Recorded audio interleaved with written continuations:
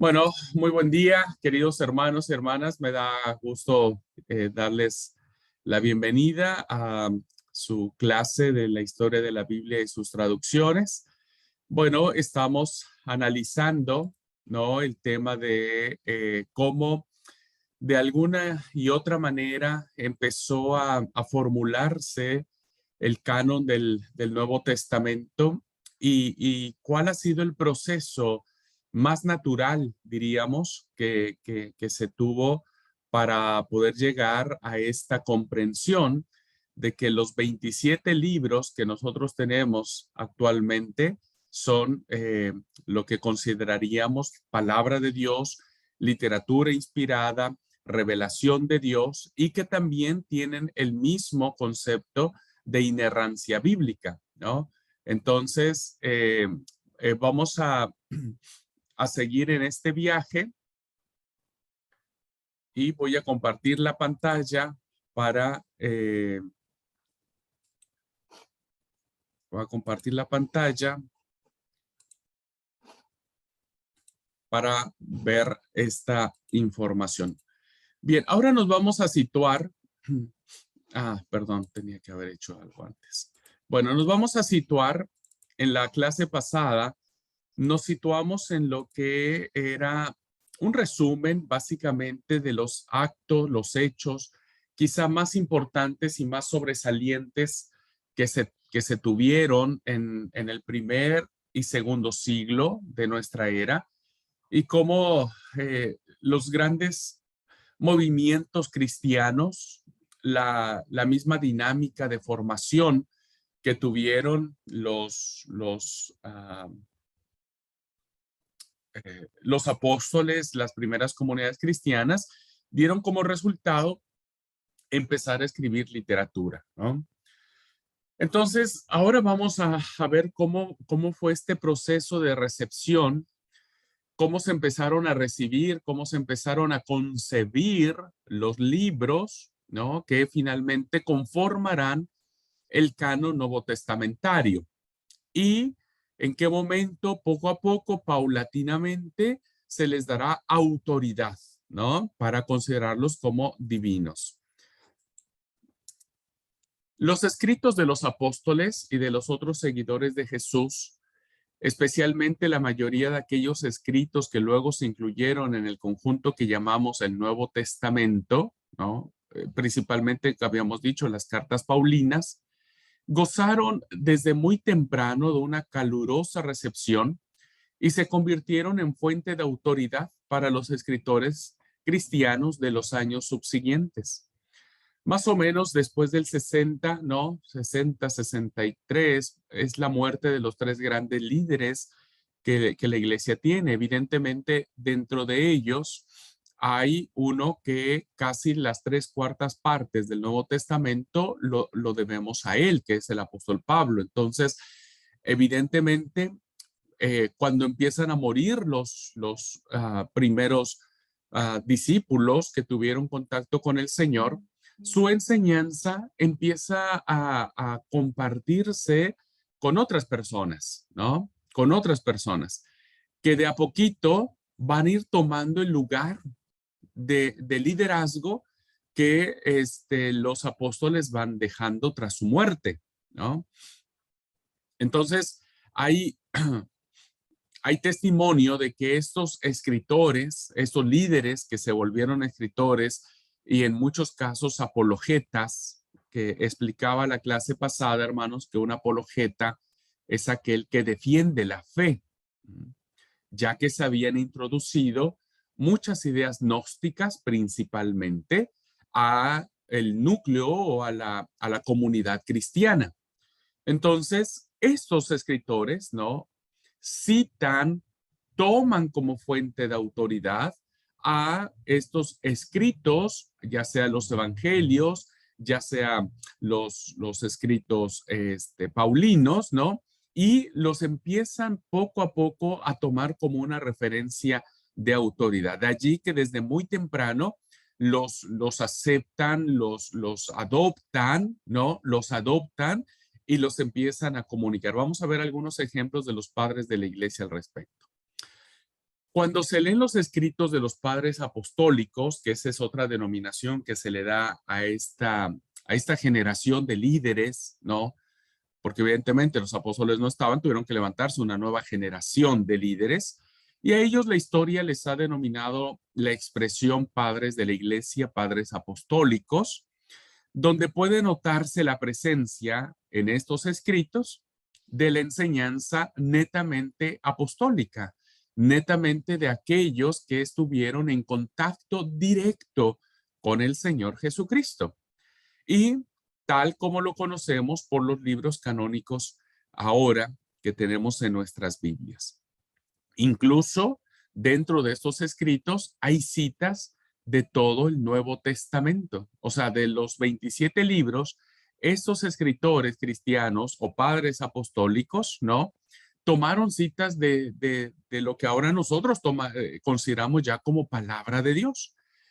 Se exceptuaron algunos escritos, ¿no?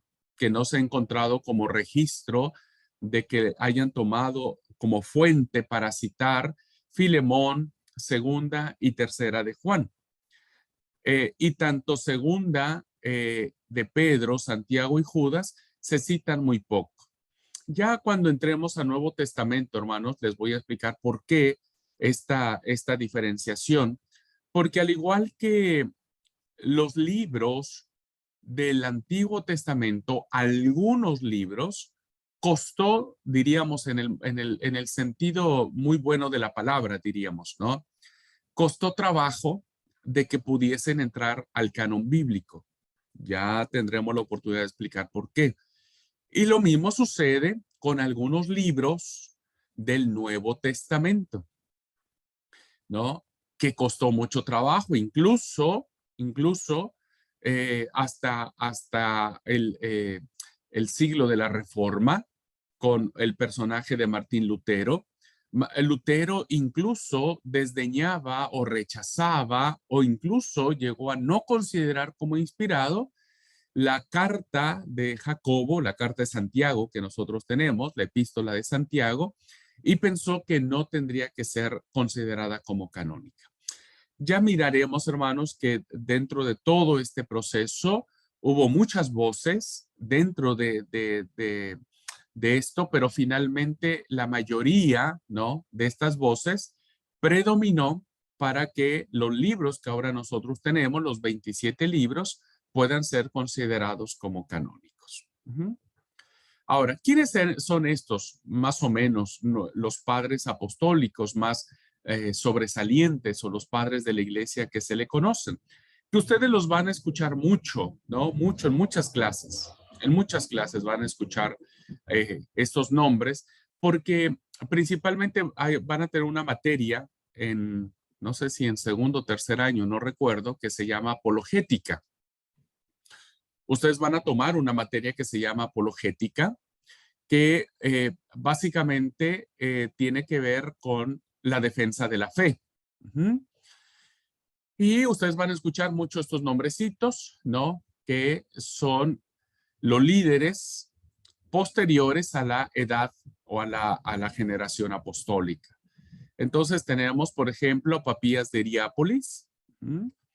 Tendremos a Ignacio de Antioquía, un personaje muy importante que sus cartas serán muy valoradas y darán mucha luz para el estudio del Nuevo Testamento y para saber cuáles eran las condiciones de los cristianos después del primer siglo, ¿no? Después del año 100, 120, 150.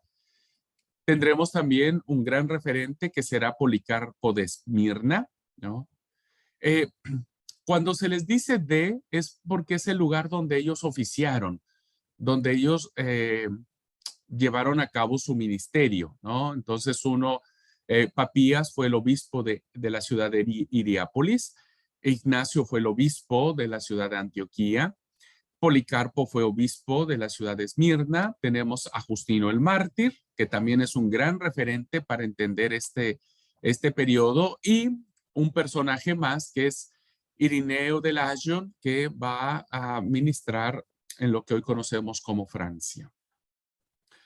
Bien, todos estos personajes, hermanos, se convirtieron en un referente sine qua non, es decir, un referente sin el cual nosotros no podríamos conocer cómo fue todo este proceso de adoptación e incluso de adaptación de los escritos que circulaban dentro de las comunidades cristianas. Recuerden ustedes, hermanos, que dije en una clase que al parecer, no estaba muy claro que los escritores sagrados, cuando Pablo escribía la carta a los Corintios, pensó que algún día iba a considerarse como palabra de Dios, como palabra sagrada, como en el concepto que ahora nosotros lo tenemos, ¿no? Realmente él lo escribió por una ocasión, por un pedido especial, por una situación específica que estaba viviendo la iglesia en Corinto.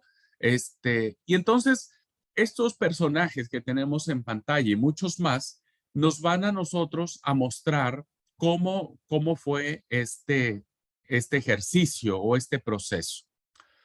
Voy a citar algunos de ellos, ¿no? Voy a citar algunos de ellos para que sepamos más o menos cuál era el pensamiento de esta generación. Ya acuérdense, para estas fechas ningún apóstol estaba vivo, ya todos habían muerto. En situaciones muy difíciles. Fíjense que bueno, no tengo mucho tiempo, hermanos, para charlar de eso porque también lo vamos a ver en el Nuevo Testamento, pero como va muy de la mano, ¿no? La reflexión que yo hago sobre este punto es que poco sabemos de los apóstoles, ¿no? Incluso pocos nosotros no sabemos de memoria el nombre de ellos. Es muy triste eso, ¿no? Es muy triste porque, bueno, no pasamos de Pedro, no pasamos de Jacobo, no pasamos de Juan. Y Mateo lo tomamos porque, bueno, tiene un evangelio escrito con su nombre, ¿no? Pero los demás no sabemos qué hicieron, para dónde se fueron, qué camino tomaron. Incluso, ¿no? Desafortunadamente, ni sus nombres no sabemos de memoria. Sin en cambio, fueron personajes fundamentales, o sea, tuvieron la misma importancia, fueron los discípulos del Señor, ¿no? Incluso de Judas Iscariote sabemos solamente el final de lo que él cometió, pero poco sabemos de lo que él hizo en el transcurso del ministerio de Jesús, ¿no?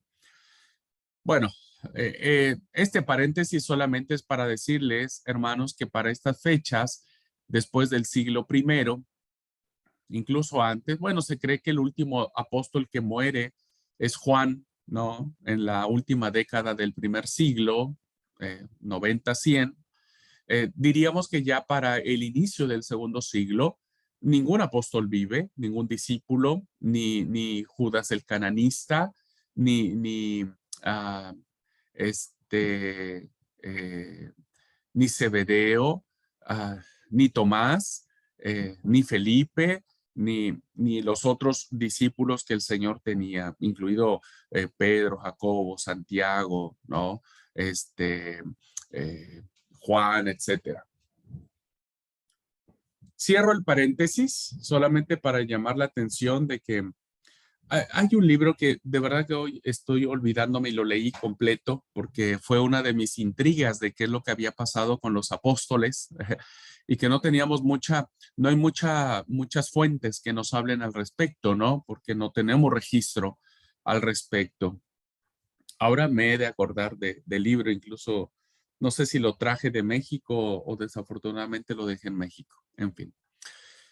Voy a citar algunos testimonios de lo que se le conocen como los padres de la iglesia. Bueno, tenemos primero a Justino el Mártir, quien él escribe casi a la mitad del segundo siglo, en el 150, y él empieza a clasificar algo que él le nombra la memoria de los apóstoles, ¿ja?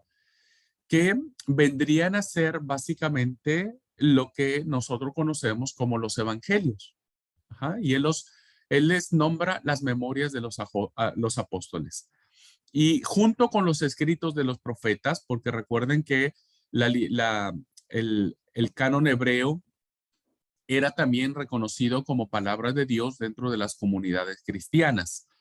En el caso de Justino Mártir, él recomendaba más que la Torá, el cuerpo profético, y él decía, aconsejaba este líder del segundo siglo, aconsejaba que los dos libros, las dos literaturas, las dos fuentes, pudiesen leerse en la reunión de los cristianos. Entonces, acuérdense que este proceso de liturgia que va a empezar a desarrollar la comunidad cristiana, ¿no? Es una liturgia muy distinta a la nuestra, hermanos. No, no separada, diríamos, ¿no? O sea, no había templos, por ejemplo, en aquella época se reunían en casas, no había púlpitos como hoy nosotros tenemos en nuestros templos, ¿no? No había lugares sagrados dentro de nuestro templo, como hoy a veces nosotros pensamos que el púlpito es como un lugar santísimo, un lugar sagrado, que incluso hay muchos lugares donde dicen que la mujer tampoco puede pisar ese lugar. No, no lo existía en las primeras comunidades cristianas. Lo que sí había, que sigue habiendo hoy en nuestras reuniones, es oración, cantos y lectura. ¿Mm? Y lo que se leía entonces en aquel momento, según el testimonio de Justino el Mártir, ya era eso que se consideraba la memoria de los apóstoles y consecuentemente también los textos del Antiguo Testamento. Hay un personaje más, hermanos, que se llama Papías, ¿no? Que él se cree que es alguien que fue discípulo del apóstol Juan, ¿no? Que él nace en este periodo del año 70, 155, entre el primero y el segundo siglo. Y se cree que Papías, ¿no? Él había aprendido de los más antiguos, había sido un sobreviviente al testimonio o a la predicación de los apóstoles y se cree que era de Juan. Y dice que él retuvo en sus memorias, ¿no? Él retuvo en su memoria recibiéndolas de los que recordaban los mandatos del Señor, las verdades de la fe. Entonces parece ser que aquí hay un testimonio de tradición oral, ¿no? De tradición oral por parte de Papías, donde se cree que él fue alguien que estuvo muy cercano con los apóstoles y que conocía de primera mano el testimonio de la fe. Se dedicó, afirmaba Papías, a inquirir o exhortar o a compartir qué decían y predicaban los apóstoles y demás discípulos de Jesús. Entonces, estamos aquí ante esta tradición oral que no es descabellado pensarlo, hermanos. El fenómeno del Nazareno, el fenómeno del carpintero de Galilea, el fenómeno del que murió como maldito en el madero, ¿no? Este movimiento que despertó aquel que se declaraba a sí mismo el unigénito de Dios, el Mesías esperado, ¿no? Pues hizo que alcanzara a muchas personas, ¿no? Que su mensaje impactara, llamara la atención a muchas personas. Y bueno, no es descabellado que los discípulos hayan tenido a muchas personas a su alrededor escuchando el pensamiento de Jesús a través de los labios apostólicos. Y Papías da una cita, hermanos, que dice, pues yo estimaba, declara Papías, que no podría sacar tanta utilidad de la lectura de los libros como de la viva voz de los hombres todavía sobrevivientes. Noten ustedes, queridos hermanos y queridas hermanas, que según el testimonio de este líder de la iglesia, ¿no? Ya nos da luz, nos da un indicio de que ya circulaban, ¿no? Los pergaminos. Cuando hablan de libros, hermanos, recuerden que, bueno, hubo un proceso, no olviden la clase que tuvimos, que hubo un proceso también del pergamino al códex o al código, pero es muy probable que hayan sido los pergaminos los que circulaban en ese tiempo, ¿no? Y decía, bueno, es bueno sacar utilidad de estos libros, pero no hay nada mejor que escuchar la verdad de Jesús a través de los que sobrevivían, específicamente los apóstoles. Los discípulos, que después se les llamaron apóstoles, hermanos y hermanas, jugaron un papel decisivo en la iglesia cristiana. Tomaron un papel predominante, ¿no? Y el testimonio, lo que ellos decían, lo que ellos hablaban, se consideraba como indiscutible, ¿no? Y entonces eso provocó que se pudiesen reconocer esta literatura que iban dejando los discípulos. Bueno, no sabemos si los demás discípulos escribieron algo, hermano. Lo único que tenemos como testimonio es que quien escribe algo, que la tradición cristiana nos dice que escribe algo, bueno, es Mateo, ¿no? Que aunque no sabemos si Mateo fue el que escribió su evangelio. Juan, que algunos consideran que sí, el evangelio es juanino, pero las cartas no. El Apocalipsis pudo haber sido otro Juan, ¿no?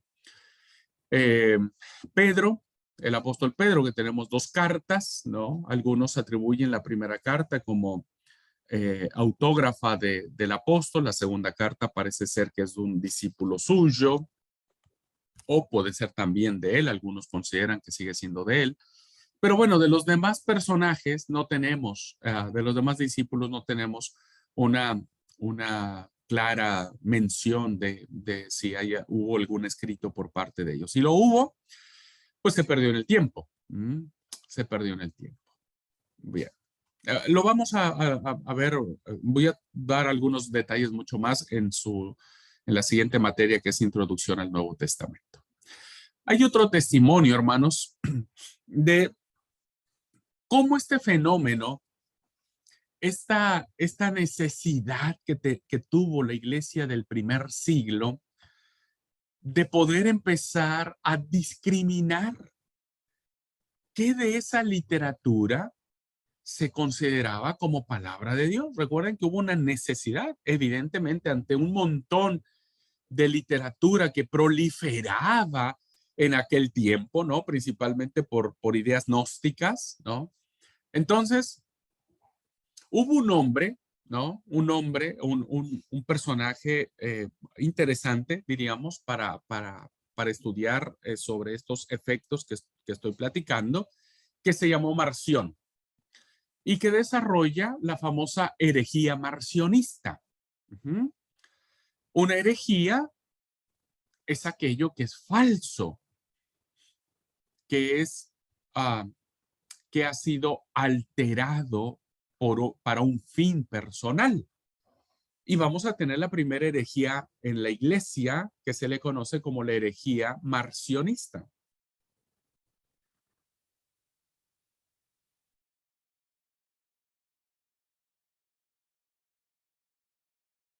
Bueno, en el siglo segundo, hermanos, ya estamos en el siglo segundo, aparece un personaje de cuya vida tenemos muy pocos datos, no hay muchos datos. Se cree que su papá era un obispo, era un líder muy importante de la iglesia, pero cuando Marción empezó a sacar algunas de sus ideas medias complicadas, ¿no? Medias raras, vieron que nunca falta el líder de la iglesia que se cree poseedor de la verdad y que empieza a tergiversar las cosas y empieza además, bueno, ya tenemos aquí, hermanos, datos de excomunión de este tipo de personajes de la iglesia, ¿no? Es una palabra que poco nosotros hemos escuchado en la iglesia, pero es bíblica, la excomunión. Y bueno, este hombre, ¿no? Parece ser que fue excomulgado de la iglesia por su propio padre, al que se cree que fue obispo, y él viaja a Roma. Entonces, al ser expulsado, ¿no? Viaja a Roma y se afilia a la comunidad cristiana de Roma. O sea, llega ahí y dice, bueno, yo también soy cristiano y quiero ser parte de su comunidad. Bueno, lo reciben, ¿no? Pero no tarda mucho en que Marción sigue manifestando sus ideas contrarias, ¿no? A la fe cristiana, y finalmente también terminan expulsándolo o excomulgándolo de la iglesia en Roma. Probablemente este hecho fue a mitad del segundo siglo, en el 144. Un segundo, hermanos.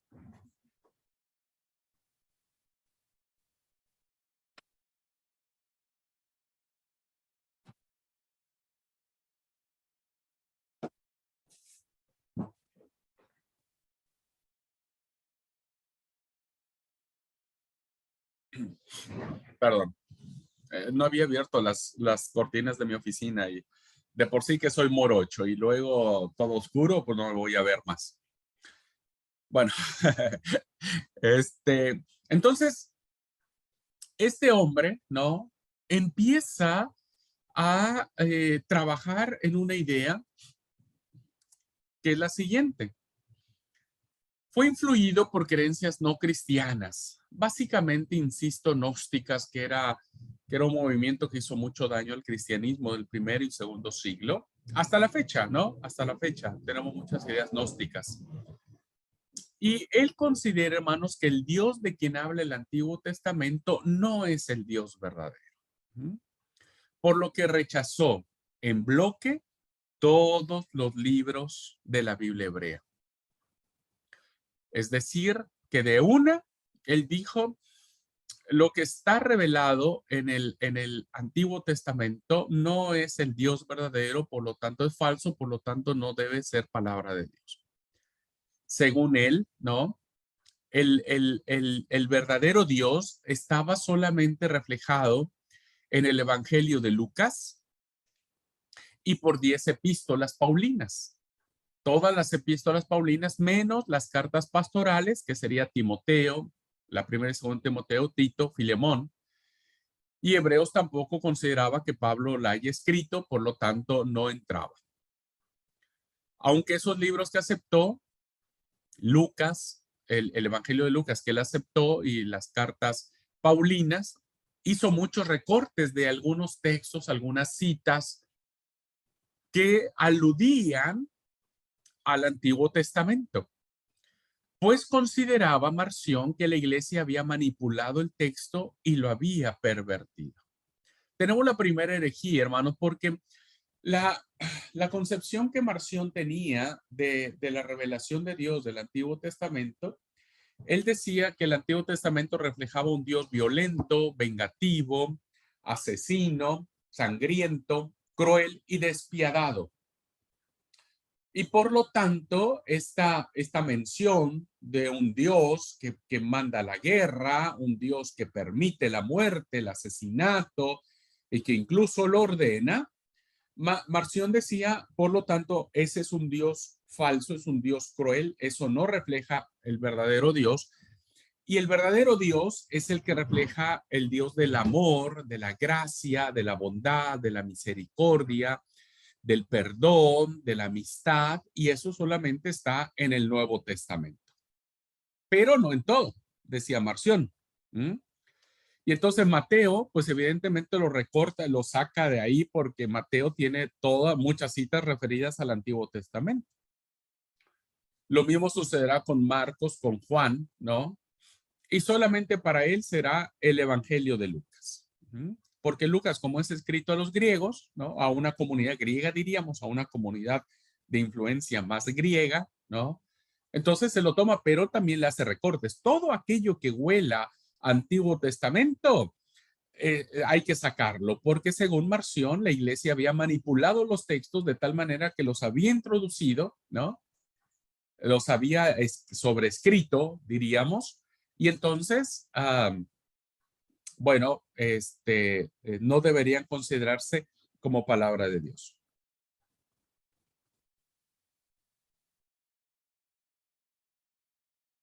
La acción, hermanos, de Marción fue muy significativa porque muchos escritores atacaron esa idea de Marción. Uh-huh. Y fue condenado en el 144, pero su atrevimiento, esta postura que fue muy radical y que fue absolutamente herética, dio inicio, hermanos, en cierto sentido, o sea, dio como un paso, ¿no? Para un proceso que llevara a la definición total de lo que nosotros ahora consideramos como un canon cerrado. ¿Mm? Como un canon que ya no debe escribirse más palabra de Dios. Entonces, los líderes o las iglesias del segundo siglo dijeron, bueno, hemos enfrentado esta herejía, alguien se ha atrevido a plantear algunos parámetros canónicos, ¿no? Porque eso fue lo que hizo Marción. Marción puso una vara, dijimos que canon es vara, es regla, ya entendimos eso, ¿no? Ya aprendimos eso. Y entonces Marción dijo, bueno, este libro no entra acá, listo, lo sacamos. Antiguo Testamento no entra en esta vara, en esta medida, lo sacamos. Judas y demás, no lo sacamos. Bueno, estaba haciendo básicamente Marción, diríamos en un término muy primitivo, estaba haciendo un proceso canónico, solo que falso, ¿no? Solo que falso. Entonces aquí tenemos dos cosas muy interesantes de esta acción o de esta actitud que tuvo Marción. Primero, que el pueblo judío, ¿no? La fe judía, considera como canon cerrado los 39 libros que son del Antiguo Testamento. Para la fe judía no reconocen los 27 libros como palabra de Dios, porque en los 27 libros se revela Jesús como el unigénito, como el Mesías, ¿sí? Como es de todo sabido, ¿no? Los judíos no aceptan a Jesús como el Mesías. Por lo tanto, entonces para ellos eso no es palabra de Dios. El canon se cerró con el libro de Malaquías, diríamos, ¿no? Ahora le toca a la iglesia cristiana cerrar el canon, para que no haya más palabra de Dios. Y hasta la fecha, hermanos, ya no hay un tercer canon. Este canon se cerró hace más de 2000 años.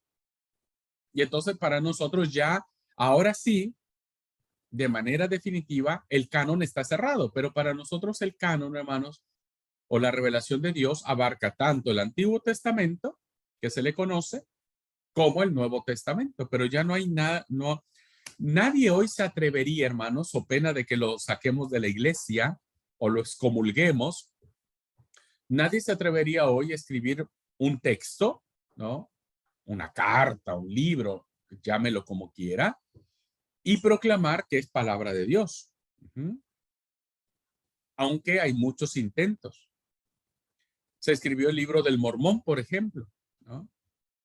De esta iglesia muy grande, muy nombrada, que es la iglesia de Jesucristo de los Santos de los Últimos Días, el libro del Mormón, y ellos le han dado el carácter de sagrado y nosotros lo rechazamos por falso. Para nosotros el libro del Mormón es una herejía. Es una herejía. Entonces, hoy la comunidad cristiana, hermanos, ¿no? Ya no aceptamos ningún otro libro, por más famoso que sea el pastor o el líder o qué sé yo, por más santo o piadoso que este sea, el canon está cerrado. ¿Ok?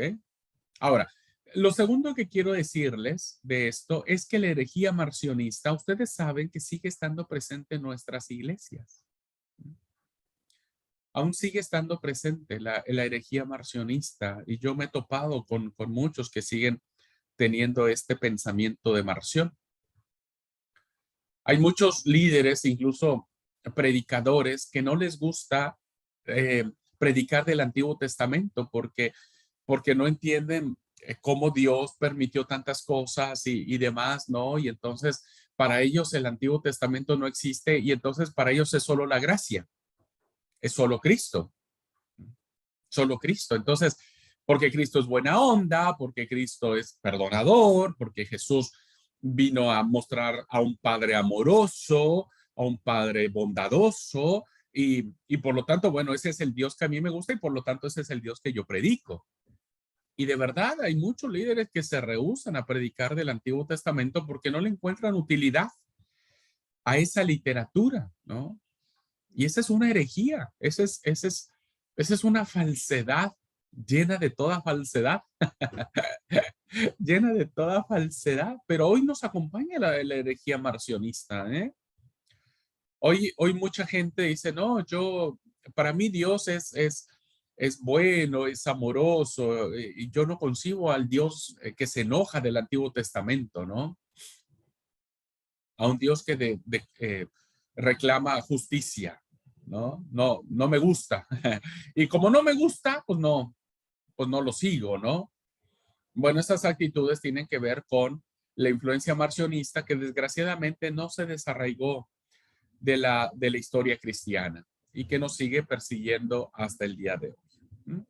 Bueno, pero estamos entonces, hermanos, ante la presencia de un primer intento fallido, totalmente fallido, de canonizar o de establecer qué libros sí eran palabra de Dios, qué libros sí deberían considerarse como sagrados. Y bueno, lo tenemos con Marción. Este fenómeno, hermanos, este fenómeno muy natural, muy propio de las primeras comunidades cristianas, de poder determinar qué literatura era sagrada para ellos, ¿no? Llevó a otro personaje, ¿no? A Tasiano, Tasiano de Siria, ¿m? A realizar un intento muy interesante, ¿no? Que se le llamó, perdón, el famoso Diatesarón.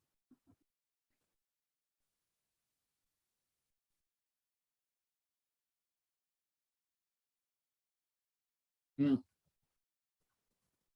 Y, y bueno, aquí hay un intento muy interesante, hermanos, porque el Diatesarón significa armonía de los evangelios. ¿Mm?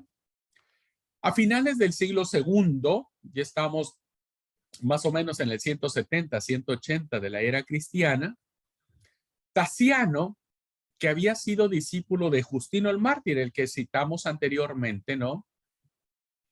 Que era un líder pues mucho más cercano a los primeros cristianos, diríamos, ¿no? Él escribe su famosa obra llamada El Diatesarón, más o menos en el 170, que es una armonía de los cuatro evangelios, ¿no? Que para ese tiempo ya se consideraba como autoridad, ¿no? El Diatesarón es el registro que tenemos nosotros de que al menos los evangelios para esas fechas ya se consideraban como palabra de Dios. Este hecho entonces nos muestra que para esa fecha ya se consideraba a los evangelios canónicos como tal y solamente reconocía a cuatro. Esto es muy importante, hermano, porque como vimos un poco en la clase pasada, nosotros vimos que había muchos evangelios, ¿no? Había muchos evangelios que se escribieron en esa época. Ajá. Y que evidentemente, hermanos, eh, no podrían haber entrado todos. Miren, les voy a decir los títulos de los evangelios que se escribieron en esa época, ¿no? En línea judaizante, en línea judaizante se escribió el Evangelio de Pedro, Evangelio de los Hebreos, Evangelio de los Nazarenos y el protoevangelio de Santiago. ¿Mm? En línea más gnóstica, se escribieron el Evangelio de Tomás, Evangelio de Felipe, Evangelio de María Magdalena, el Apócrifo de Santiago, el Apócrifo de Juan, Diálogo del Salvador, Evangelio secreto de Marcos, Evangelio de Judas. Y entonces, hermanos, se escriben un montón de uh, evangelios y resulta que Tasiano, hermanos, Tasiano es un personaje, ¿no? Que, que muchos reconocen que es como de influencia gnóstica, ¿no? Tiene un poco de influencia gnóstica. Y él, él hace, hermanos, una, eh, una lleva a cabo una acción donde él quiere fusionar los cuatro evangelios. Los quiere fusionar, los quiere unir, los quiere amalgamar, ¿no? Y entonces la iglesia rechaza ese amalgamiento de Tasiano, ¿no? Y entonces la iglesia lo separa y separa reconoce que no se pueden fusionar Mateo, Marcos, Lucas y Juan, sino que tienen que leerse y tienen que comprenderse y que tienen que hacerse de manera separada, ¿no? Pero vemos aquí, hermanos, ya cómo una persona de una influencia gnóstica reconoce a estos 4 evangelios nada más allá de todos estos evangelios que yo ya les mencioné que se escribieron para esa fecha, ¿no? Y entonces la iglesia toma una postura ante esta acción de Tasiano, ¿no? Y dice, no, reconocemos los 4 evangelios, pero los vamos a mantener por separado. Ajá, por separado. Pero esto dio paso a entender que entre la multiplicidad de literatura de carácter de evangelio, solo 4 eran considerados como sagrados. ¿Mm? Y esto lo vamos a ver muy bien, hermanos. Esta va a ser la defensa del padre de la iglesia, del obispo de Lagion, Irineo, ¿no? Que más o menos va a actuar para esta fecha, en el 180. Estamos, hermanos, en las épocas del a finales del segundo siglo. Estamos en esta época donde se dan todos estos fenómenos de canonización. Y hay una cita muy interesante de Irineo, ¿no? Que dice de la siguiente manera: porque como existen 4/4 del mundo en el cual vivimos y 4 vientos universales, y como la iglesia se encuentra desparramada sobre toda la tierra, y el evangelio es el pilar y base de la iglesia y el aliento de la vida, así es natural que tenga 4 pilares que respiran inmortalidad. Desde cada uno de los cuartos y encienden de nuevo la vida de los hombres, de donde queda manifiesto que el Verbo, el arquitecto de todas las cosas, quien se sienta por encima de los querubines y mantiene en conjunto todas las cosas, habiendo sido manifestado a los hombres, nos ha dado el evangelio en cuádruple forma, pero reunido en un todo por el mismo Espíritu. Interesantísimo el testimonio que tenemos del obispo de Lagion, ¿no? En cuanto a la concepción que ya se le daba a los 4 evangelios. Los compara de manera metafórica, ¿no? Con el conocimiento que antes se tenía del mundo. ¿Mm? Y ubica a los 4 evangelios como les da la denominación de 4 pilares que respiran inmortalidad. Esta expresión entonces los coloca ya a los evangelios en el carácter de divinos, de sagrados, porque solamente el que es inmortal es Dios. Y entonces Irineo dice que estos evangelios que respiran inmortalidad dan a conocer al Verbo, es una expresión muy propia del evangelio de Juan. En el principio era el Verbo y el Verbo era con Dios y el Verbo era Dios. Entonces, Irineo plantea, hermanos, que lo que está consagrado en los evangelios, ¿no? Dan a conocer al Verbo de vida, que es el que está por encima de todos, que se sienta por arriba de los querubines, que se mantiene todo bajo autoridad, bajo control, y que él, este verbo divino, este verbo maravilloso, ¿no? Se dio a conocer de forma cuádruple. Entonces está hablando nuevamente de lo que ya en ese momento circulaba como autoritativo, Mateo, Marcos, Lucas y Juan. Nos los ha dado a conocer de 4 formas, diríamos, pero unido por un mismo espíritu.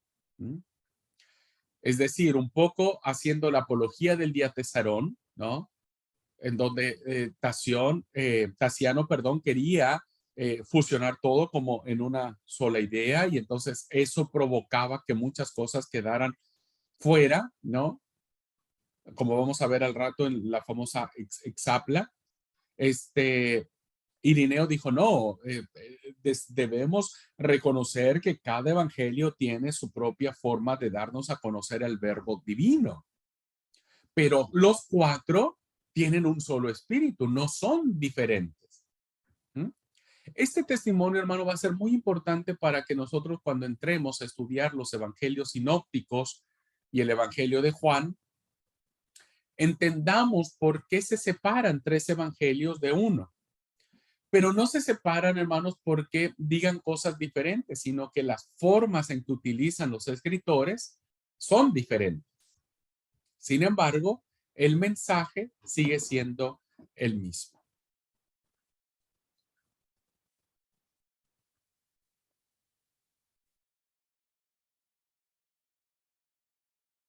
Si hasta aquí vamos bien, por favor, o si no, si hay alguna duda, alguna pregunta hasta este momento, vamos bien, lo regresamos. Te ha dado, me he dado a entender hasta acá, hermanos. Insisto, si tienen duda, pregunta, saben que pueden meterse a la clase y pueden preguntar, etcétera. ¿Ok? Bueno.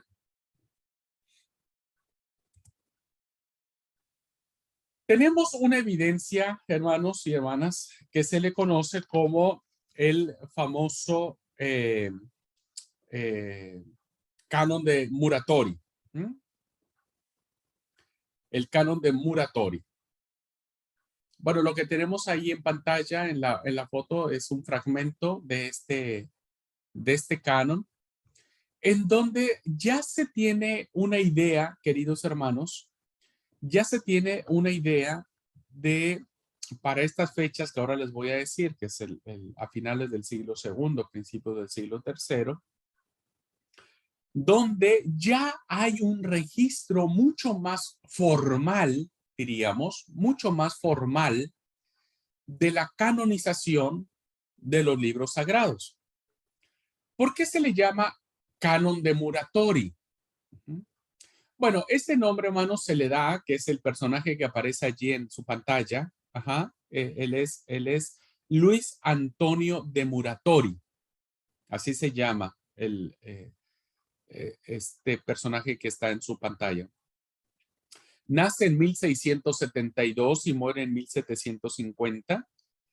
Es un ilustrado sacerdote, historiador y escritor italiano. Trabajó en la prestigiosa Biblioteca Ambrosiana en Milán, Italia, y más tarde en el archivo del Ducado de Módena, también. De sus años en la Biblioteca Milanesa, data su descubrimiento del llamado fragmento Muratori o muratoriano. En esa época él descubre este fragmento y Muratori decide publicarlo en 1740. Y se trata, hermanos, de un manuscrito latino, está escrito en latín, del siglo séptimo. Del siglo séptimo. Este es el más antiguo que tenemos, la copia más antigua que se tiene del siglo séptimo en latín, que traduce un texto original griego, que data probablemente, hermanos, la traducción de este fragmento data aproximadamente del original griego del año 200, del año 200, o sea, muy cercano, es lo más cercano que se tiene a este fenómeno de canonización que tenemos en la iglesia cristiana. Y su importancia, la importancia que tiene el fragmento de Muratori, radica en ser la lista canónica, diríamos, lo voy a poner entre comillas, la lista canónica más antigua encontrada hasta estos momentos de los libros del Antiguo Testamento. Entonces, a finales del siglo segundo, a principios del siglo tercero, decimos o dijimos que este fragmento descubierto por este hombre, ¿no? Por Luis Antonio Muratori, encuentra este manuscrito que contiene una lista de libros del Nuevo Testamento. Fue escrito en latín, se conoció como el fragmento Muratori, por el nombre del que les he dicho, el anticuario y teólogo que descubrió este documento, Ludovico Antonio Muratori o Luis Antonio Muratori.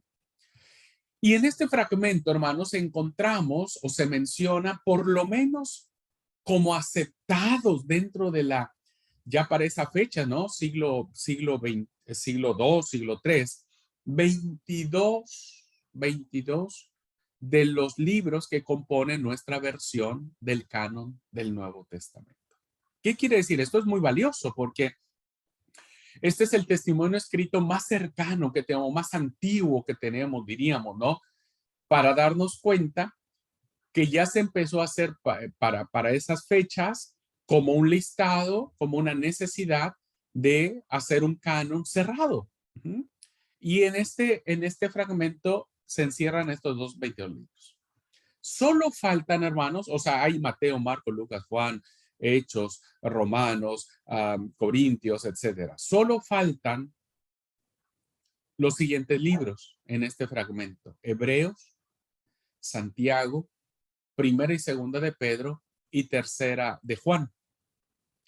Pero algo muy interesante, hermanos, fíjense que en este fragmento se añaden como aceptados 2 libros que para nosotros no son canónicos.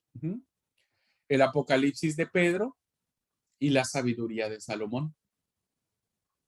Además, en este fragmento que se encuentra, se da una lista de obras que fueron rechazadas por la iglesia por diversas razones. Es muy probable que hayan sido estos evangelios gnósticos de los que yo les hacía alusión anteriormente. ¿Okay? Ahora, es muy probable, hermanos, que estos libros, Hebreos, Santiago, Pedro, Juan, fueron libros muy discutidos dentro de las comunidades cristianas para aceptarlos como palabra de Dios, ¿no? Tendrá que pasar un tiempito más para que estos libros sean aceptados, y lo vamos a ver en el testimonio de Eusebio de Cesarea. Pero este evento histórico, hermanos, este documento nos da a nosotros ya una luz muy clara que de los 22 libros que nosotros tenemos en nuestra Biblia, ya las comunidades cristianas aceptaban como palabra de Dios. Hay un intento más, hermanos, en esto que se da en un personaje llamado Orígenes. Orígenes fue muy importante. No quisiera perder tiempo en hablar de Orígenes porque si no me llevaría mucho tiempo acerca de él, pero fue un líder muy importante. El gran Orígenes, ¿no? Quien muere alrededor del 254, indica que son aceptados 21 libros del actual canon de 27 que tenemos. Pero él también, hermano, cita como palabra de Dios otros libros que también le da el carácter de escritura, que fue la Didache, la enseñanza de los apóstoles y la carta de Bernabé. Luego menciona entre los textos acerca de cuya aceptación algunos dudan, que les dije, ¿no? Que son algunos textos que no fueron aceptados tan fácilmente en la iglesia cristiana como Hebreos, Santiago, Judas, Pedro, Juan y otros libros, ¿no? Como la predicación de Pedro, los hechos de Pedro. ¿Qué tenemos aquí, hermanos? Bueno, tenemos también el testimonio de un personaje ya siglo III, mediados del siglo III, donde nos dice que son aceptados 21 libros. Él le da 21, ¿no? En el canon de Muratori parece ser que eran 22, pero acá Orígenes dice que son 21. Y menciona que, bueno, hay muchos que siguen dudando de la autoricidad, de la canonicidad de estas cartas, ¿no? Por eso podemos decir hasta este momento que el periodo de canonización no fue algo que se dio en un momento, en un día, en un concilio, una persona, que alguien determinó quién sí, quién no. Realmente fue la vivencia de la fe de las comunidades cristianas, la experiencia de la fe. lo que hizo que conforme avanzaba el tiempo y la comprensión y la revelación del Espíritu Santo, fuera, haya sido que la fijación del canon no se da sino hasta el siglo tercero, ¿no? Incluso muchos lo datan hasta el siglo cuarto, donde finalmente ya es totalmente unánime o reconocido la canonicidad de los 27 libros que nosotros tenemos. Y esto lo vamos a encontrar en un personaje también muy importante, ya muy cercano a los eventos de cuando se fusiona la iglesia con el imperio, que será Eusebio de Cesarea, que es el que aparece acá, Eusebio de Cesarea. Bueno, él fue un historiador muy, muy importante, hermanos, ya de la comunidad cristiana, ¿no? De aquel tiempo. Fue un historiador muy importante. Y él escribe un libro que se llama La Historia Eclesiástica.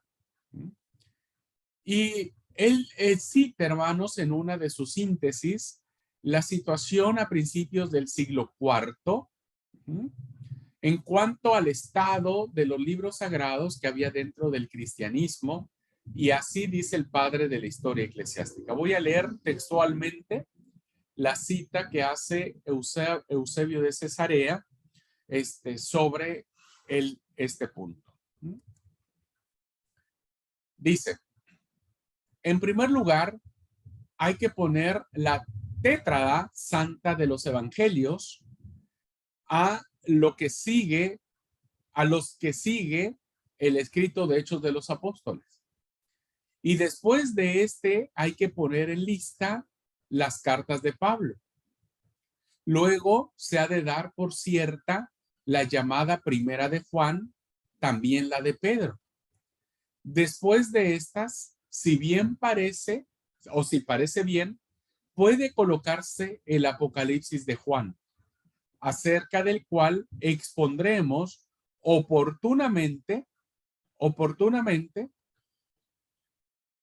lo que de él se piensa. Y él dice, hermanos, este historiador, ya estamos en el siglo IV, inicios del siglo IV, él dice, estos son los que están dentro de lo que se conocía el círculo de los admitidos, o de los que eran básicamente reconocidos dentro de la iglesia. Y sigue diciendo Eusebio de Cesarea, de los libros discutidos, ¿no?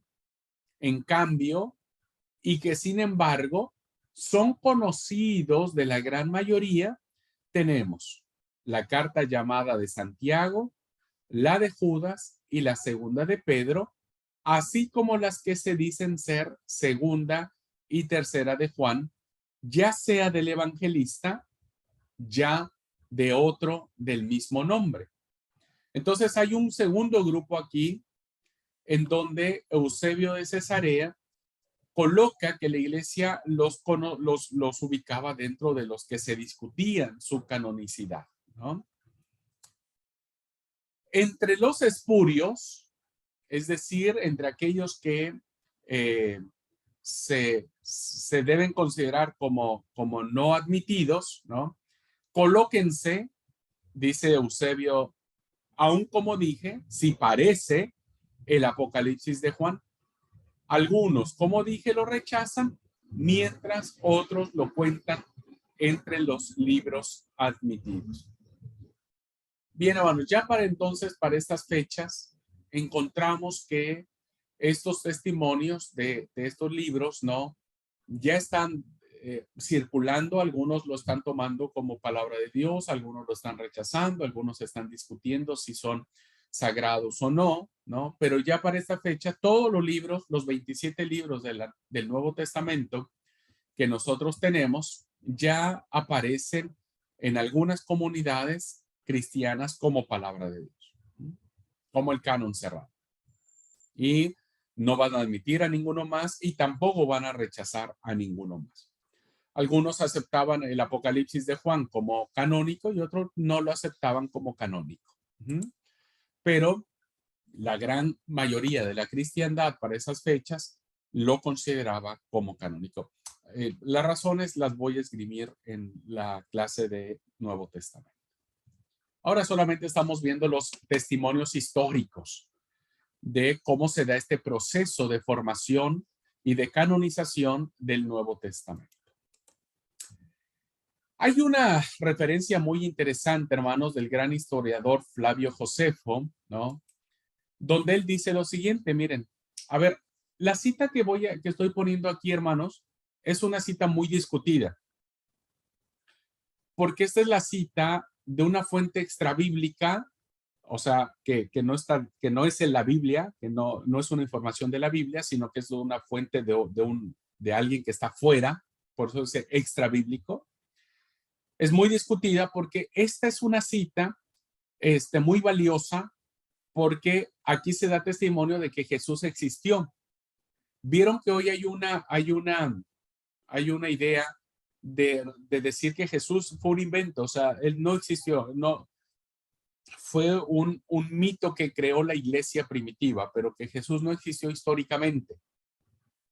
Bueno, Flavio Josefo, que no es un escritor sagrado ni nada por eso, es un historiador judío romano, ¿no? Muchos dicen que es una cita, hermanos, que después se arregló, se corrigió, como que alguien le borró, ¿viste? Y escribió algo diferente. Muchos defienden que la cita que vamos a leer ahora es real, que eso fue lo que escribió Flavio Josefo. Fue mucha discusión, ¿no? Voy a tomar la cita, hermanos, que aparece básicamente como algo que, que tiene que ver con la validez de la existencia de Jesús, ¿no? Y dice de la siguiente manera. Y sucedió que más o menos en esta época que un tal Jesús, ¿no?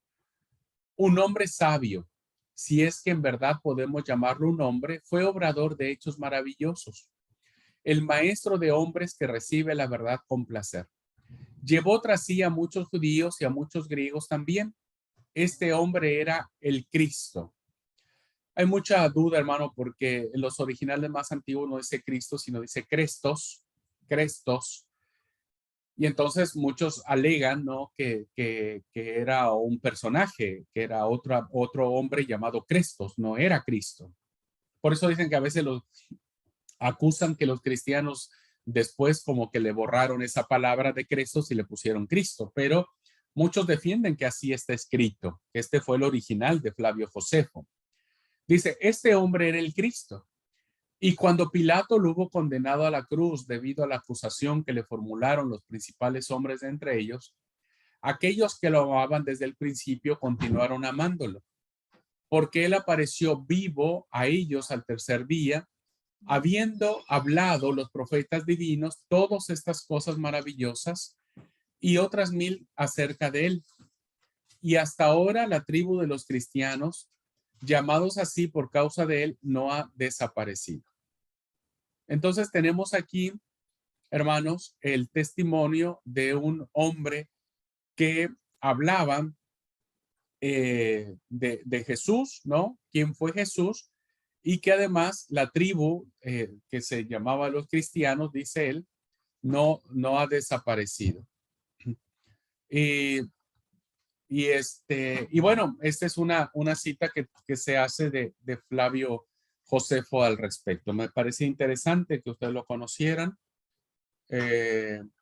y que lo pudieran notar acá. ¿Está?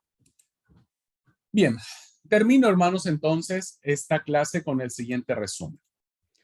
Primero, que el camino de la recepción y aceptación como libros privilegiados de un determinado número de textos a los que se les reconoció especial autoridad en las comunidades cristianas fue un proceso propio y natural de esas mismas comunidades. Fue un proceso propio y muy natural. Tenía que darse de esa manera la recepción y aceptación de estos libros. Segundo, que los demás escritores cristianos, predicadores, teólogos, etcétera, utilizaron esos escritos y los citaron con frecuencia en su esfuerzo por comprender mejor la enseñanza cristiana y compartirla a sus lectores. Tercero, que así se fue reuniendo un conjunto de libros que gozaban del mismo privilegio de aceptación. Este proceso de colección no fue uniforme en todo el territorio en que había presencia cristiana. Ya lo vimos, algunos lo aceptaban, algunos no lo aceptaban. Por una u otra razón, algunos libros eran aceptados por unas comunidades y rechazados por otras. Pero todos estos libros gozaban de un mismo privilegio. Cuarto, que las listas de los siglos segundo y tercero que han llegado hasta nosotros representan fundamentalmente la posición de los grupos cristianos que las confeccionaron o los cuales pertenecían a las personas que las confeccionaron, ¿no? Por ejemplo, el canon de Muratori, que hablamos, ¿no? Sea la lista de libros que aparecen en el fragmento de ese nombre, es con toda probabilidad el canon de la comunidad cristiana de Roma. Es muy probable que los libros que aparecen aceptados allí eran propios de la comunidad de la Iglesia de Roma. Y por eso es que en otras comunidades hay otros libros que se consideran como sagrados. Quinto, que no es sino a partir del siglo IV cuando comienza a tomarse decisiones conciliares respecto de la posición del canon. Al principio se trató solo de concilios locales o regionales. Había lugares donde se reunían los obispos de ciudades cercanas, ¿no? Para tomar decisiones sobre qué canon van a tomar para enseñar a sus iglesias. Muy pronto el tema pasó a los famosos concilios generales o ecuménicos de las distintas confesiones de fe. Eso se mira en historia de la iglesia. Y sexto, hermanos, sexto como un resumen, que esas decisiones conciliares confirman la tendencia que se manifiesta en los siglos precedentes y poco a poco va consiguiéndose un consenso. Poco a poco se va haciendo un consenso que se orienta al cierre del canon de los 27 libros en las iglesias cristianas mayoritarias. Desde el siglo IV en adelante, los concilios publican la lista de los libros que compondrán el Nuevo Testamento. Y para cerrar, hermanos, para cerrar, hoy voy a terminar pronto la clase. Tengo un turno médico, hermanos, que necesito atender y por eso es que hoy no vamos a tener la segunda hora. Voy a cerrar acá. Así es que quisiera suplicarles encarecidamente que si alguien tiene alguna duda, alguna pregunta, le escriba, la tenga allí. En la próxima clase que nos veamos, vamos a abordarla, ¿no? Pero ruego su comprensión. Ustedes saben que los turnos médicos aquí son re complicados. Si vos no vas en esta fecha, te dan luego un turno, quién sabe hasta para cuándo. Un gran erudito, hermanos, una eminencia, una palabra seria dentro del campo del Nuevo Testamento es F.F. Bruce, ¿no? Este gran teólogo y escritor bíblico. Nos da una cita muy interesante. Él es una eminencia, es una autoridad en tema del Nuevo Testamento. Y él dice lo siguiente: es preciso declarar enfáticamente que los libros del Nuevo Testamento no fueron autoritativos para la iglesia por el hecho de haber sido incluidos formalmente en una lista canónica. Es decir, la iglesia, hermanos, no esperó a que estuvieran publicados en una lista y dijera, ahora entiendo, estos libros son palabra de Dios. No. Este erudito dice, por el contrario, la iglesia los incluyó en el canon porque ya los consideraban inspirados divinamente. Es al revés, ¿no? Se incluyen en el canon porque ya desde antes la iglesia los había considerado como palabra de Dios. No fue al revés, ¿no? Es decir, hasta que estuvieron publicados en una lista, recién allí se consideró como palabra de Dios. La iglesia, dice Bruce, los incluyó en el canon porque ya los consideraba inspirados divinamente porque había reconocido el valor innato que poseen y porque constaban con la autoridad apostólica. Entonces, esto es muy importante que lo entendamos, hermanos. No fue una persona en particular, un emperador o una iglesia en particular quien da esta autoridad, sino fue la misma experiencia de fe que tuvo la iglesia cristiana en estos primeros siglos de su formación. Y bueno, hay que destacar que la aceptación definitiva del canon del Nuevo Testamento, insisto, no se debió a las decisiones de ningún concilio, ¿no? En ningún concilio le dio la autoridad de palabra de Dios. Estos concilios lo único que hicieron fue reconocer lo que ya estaba reconocido y ratificar lo que estaba sucediendo en muchas comunidades cristianas que ya formaban parte como de una iglesia universal, una iglesia católica, no romana, católica, porque católico significa universal, lo que pertenece a todos. Nos toca como cristianos agradecer a Dios por el don especial de estos libros que son un libro. Abrir sus páginas para descubrir en ellas su palabra, para recibir inspiración y corrección y para comprender mejor su voluntad. Toda escritura es inspirada divinamente y útil para enseñar, corregir, instruir y preparar al hombre para toda buena obra. Entonces, damos gracias a Dios, hermanos, porque esta palabra, estos 27 libros, ¿no? Que sortearon un montón de dificultades, entendemos que son palabra de Dios. Son palabra de Dios. Y es así, queridos hermanos, como terminamos este recorrido acerca de cómo se da este proceso de canonización, ¿no? Esta forma de encarar los libros del Nuevo Testamento y que hasta ahora hay un consenso, me parece, un consenso general para reconocer a todos estos libros como palabra de Dios. Parece ser que no hay una señal de que alguien dude sobre esto, al menos no en nuestra confesión, no en nuestra iglesia. Seguimos aceptando a todos los libros como palabra y la revelación de Dios, y para nosotros es el canon cerrado. ¿Ok? Bueno, hermanos, hasta aquí bien. ¿Fuimos bien? Muy bien, gracias, buen día. ¿Cómo anda, Esther? Muy bien, gracias. Gracias a Dios estamos bien. Bueno, si ustedes tienen la oportunidad de rever la clase, buenísimo, ¿no? Pero si tienen alguna pregunta, algún comentario.